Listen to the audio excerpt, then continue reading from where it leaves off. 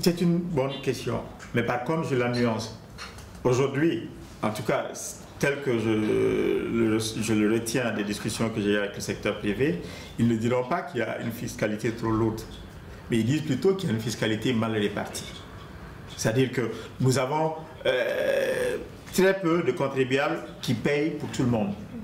Donc aujourd'hui, le souhait du secteur privé est que, effectivement, il y ait un meilleur rééquilibrage des charges fiscales entre les différents intervenants dans le secteur.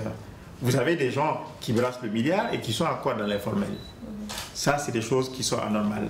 Et les rares qui sont assez structurés et formels ont la forte pression de l'État à chaque fois qu'il y a des besoins d'atteindre des seuils fixés. On va voir les mêmes et puis on leur impose des choses. Donc, je pense qu'il y a besoin d'un rééquilibrage et l'État en est conscient. Ensuite, il y a aussi le problème récurrent du contentieux fiscal. Et là, il y a des textes qui le prévoient. Nous avons vu de mettre en place, en pratique, ces textes qui prévoient un organisme de conciliation lorsqu'il y a un contentieux fiscal, de sorte que la chose puisse être gérée avec sérénité, sans qu'il y ait cette impression-là d'abus de la part de l'État. Donc, nous en sommes conscients, nous y travaillons. Mais aussi, convenez avec moi, aucun État ne se construit sans que chacun mette la main à la poche. Donc, sans impôt, il n'y a pas d'État. Hein? Et je ne pense pas que nous ayons une pression fiscale au Mali qui soit au-dessus de la moyenne dans la sous-région. Mais nous sommes conscients, et je pense déjà sur le BIC, le taux est passé de 35 à 30%.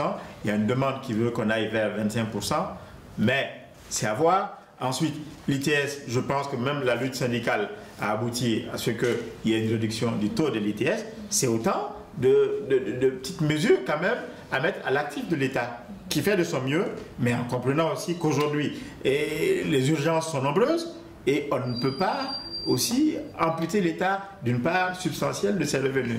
Mais encore une fois, il s'agit pour nous de travailler à rééquilibrer pour que le maximum, pas le maximum, que tous les citoyens supportent la même charge contributive en fonction de ses revenus. Voilà.